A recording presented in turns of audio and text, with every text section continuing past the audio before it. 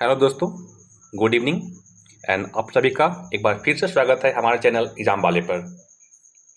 दोस्तों, अगर हमारा वीडियो आप सभी को अच्छा लगे तो हमारे चैनल को सब्सक्राइब करें और वीडियो को लाइक करें और कमेंट कर हमारे सवाल का जवाब या अपनी प्रतिक्रिया जरूर दें। जैसा कि आप सभी जानते हैं कि ग्राम पंचायत राज आज के परीक्षा की दृष्टि से काफ़ी महत्वपूर्ण टॉपिक्स बन चुका है। अगर इसकी बात हम बिहार के संदर्भ में करें तो ये और भी ज़्यादा महत्वपूर्ण हो जाते हैं। इसीलिए आज हम आप सभी के बीच टॉपिक्स लेकर के आए हैं, वो है ग्राम पंचायत राज का इतिहास और उसका संवैधानिक विकास। जी चलिए अब बात करते हैं हम इस टॉपिक्स की। स्थानीय शासन या स्वशासन यह महात्मा गांधी जी की संकल्पना थी, जो कि राम राज या ग्राम स्वराज का परिष्कृत रूप में आज हमें ग्राम पंचायत राज देखने को मिल रहा है। ये महात्मा गांधी जी की संकल्पना थी। अब हम आगे बात करते हैं। भारतीय संविधान के अनुच्छेद 40 में राज्य सरकार को निर्देश दिए गए थे कि वे अपने राज्य में ग्राम पंचायत का गठन करेंगे या शक्ति का विकेंद्रीकरण करेंगे, लेकिन ऐसा कुछ फलीभूत नहीं हो पाया था। कब तक? जब तक कि संविधान में 73वें संविधान संशोधन न हो पाया। 73वें संविधान संशोधन के बाद यह पूरे देश में लागू हुआ था।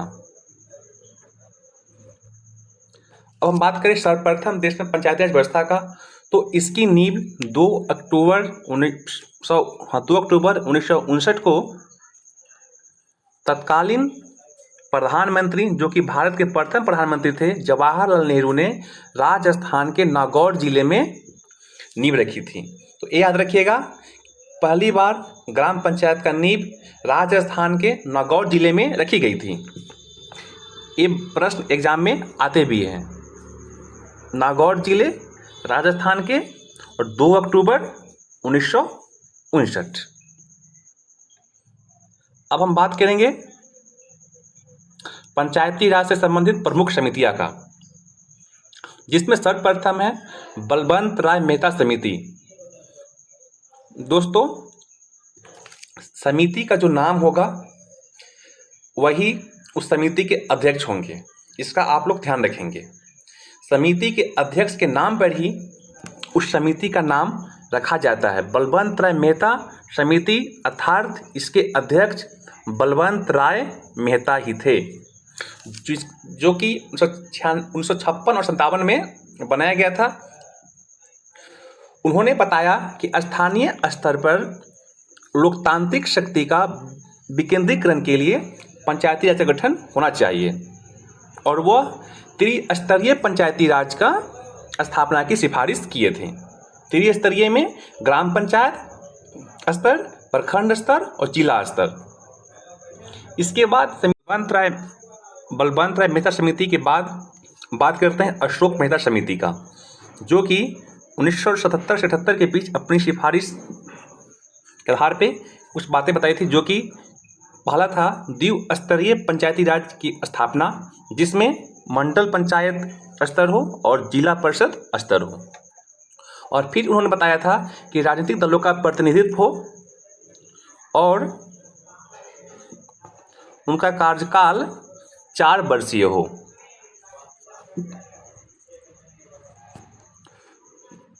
आप सभी के लिए एक प्रश्न है कि बिहार में ग्राम पंचायत शासन का कार्यकाल कितने वर्षों का होता है? इसके बाद एल.एम. सिंघवी समिति, लक्ष्मीमल सिंघवी समिति, जो कि 1986 से 87 के बीच कार्य किए थे।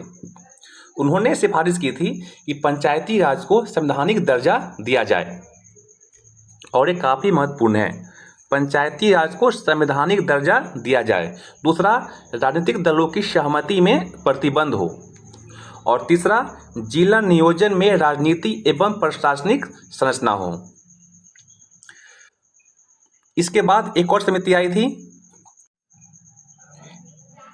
एल.एम. सिंघवी समिति के बाद आई पी.के. थुंगन समिति, जिन्होंने 1988 में अपना रिपोर्ट सौंपी थी। उन्होंने भी ये सिफारिश की थी कि पंचायती राज को संवैधानिक दर्जा दिया जाए। अब इसके बाद हम बात करते हैं कि ग्राम पंचायत राज का संविधान में फिर कैसे इसका विकास हुआ। तो आपसे बता दें कि सर्वप्रथम 1989 में तत्कालीन प्रधानमंत्री राजीव गांधी ने एल.एम. सिंघवी और पी.के. तुंगर समिति के सिफारिश के आधार पे 64वीं संविधान संशोधन विधेयक पेश किए थे, जो कि लोकसभा में तो पारित हो गई थी, लेकिन वह राज्यसभा में पारित नहीं हो सका था। तो यह 64वीं विधेयक असफल हो गई थी। फिर इसके बाद 1992 में पुनः तत्कालीन प्रधानमंत्री पी.वी. नरसिम्हा राव ने 73वीं संविधान संशोधन विधेयक पेश किए, जो कि लोकसभा एवं राज्यसभा दोनों में पास हो गई थी, यानी कि पारित हो गई थी। लोकसभा में बात करें तो वो 22 दिसंबर और राज्यसभा की बात करें तो वो 23 दिसंबर 1992 को पारित हो गई थी। इसके बाद 17 राज्यों के विधानसभाओं में अनुमोदित होने के बाद तत्कालीन राष्ट्रपति महामहिम शंकर दयाल शर्मा ने 20 अप्रैल 1993 को उस पर अपनी सहमति प्रदान कर दी थी और उसके बाद 24 अप्रैल 1993 को यह पूरे देश में लागू हो गया था। किसी भी संवैधानिक विधेयक को लोकसभा और राज्यसभा में पारित होने के बाद राष्ट्रपति का सहमति प्रदान होना आवश्यक होता है। 24 अप्रैल को पूरे देश में लागू किया गया था। उसी के उपलक्ष्य में 24 अप्रैल को पूरे राज्य यानी पूरे देश में पंचायती राज दिवस मनाया जाता है। और 73वें संविधान संशोधन अधिनियम में भाग 9 को पुनः स्थापित किया गया था। भाग 9 इसी में ग्राम पंचायत राज का जिक्र किया गया है, जिसमें 16 नए अनुच्छेद 243 क या अ, 243 क या ए से लेकर के 243 टवर्गी न और ओ तक इसकी चर्चा की गई है। साथ ही अनुसूची 11 भी इसमें जोड़ी गई है।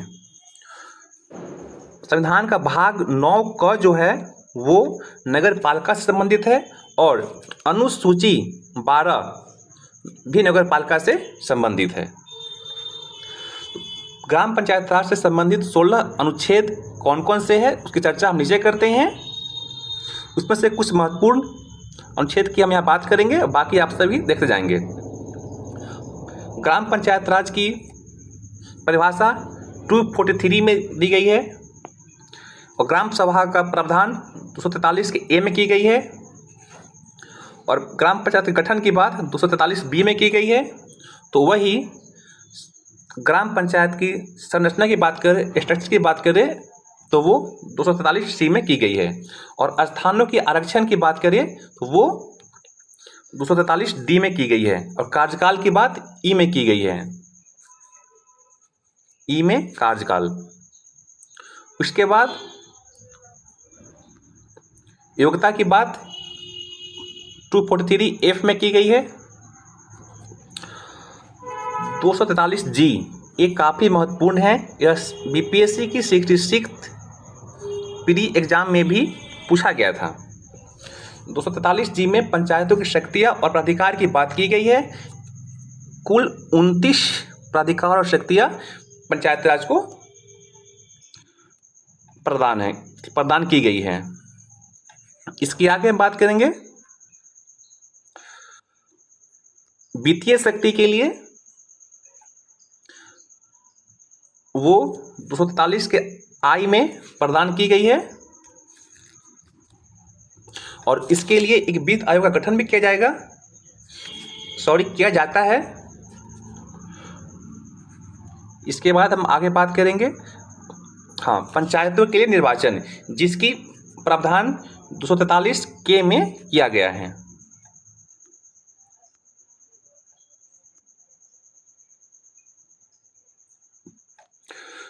संविधान के अनुच्छेद 243 एन में विद्यमान विधियों और पंचायतों का बना रहना बने रहने का प्रावधान संविधान के अनुच्छेद 243(n) में किया गया है। तो वही लास्ट 243 के ओ में निर्वाचन संबंधी मामले में न्यायालयों के हस्तक्षेप का वर्जन की बात की गई है। दोस्तों, जब भी पंचायती राज निर्वाचन में किसी प्रकार की कोई अन्याय या किसी के अधिकार की अनदेखी की जाएगी तो वहाँ पे न्यायालय इसमें हस्तक्षेप कर सकता है। इसकी चर्चा आर्टिकल 243(ओ) में की गई है। ग्राम पंचायत राज टॉपिक थोड़ा बड़ा है, इसकी हम बाकी चीज़ों की चर्चा अगला पार्ट में करेंगे। और आज के लिए आप लोग के लिए प्रश्न भी है, जो कि पहला प्रश्न है, बिहार में पंचायती राज कितने स्तरीय है? और अगला क्वेश्चन है, भारत के किस राज्य में 4 स्तरीय पंचायती राज व्यवस्था का प्रावधान किया गया है? तो आप सभी इसका जवाब कमेंट में जरूर देंगे और हमारा वीडियो कैसा लगा वही बताएंगे। वीडियो को लाइक करें और इसको जितना हो सके शेयर करें। Thank you very much.